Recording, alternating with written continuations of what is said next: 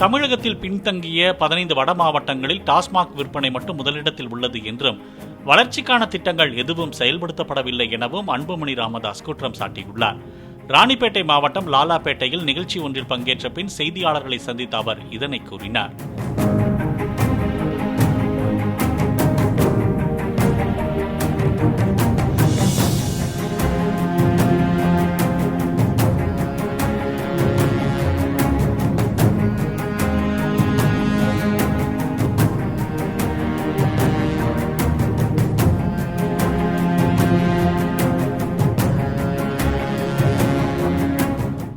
Play store மற்றும் app ஸ்டோரில் இருந்து பாலிமர் செயலியை QR கோடு மூலம் பதிவிறக்கம் செய்யுங்கள். செய்திகளை உடனுக்குடன் பெறுங்கள்.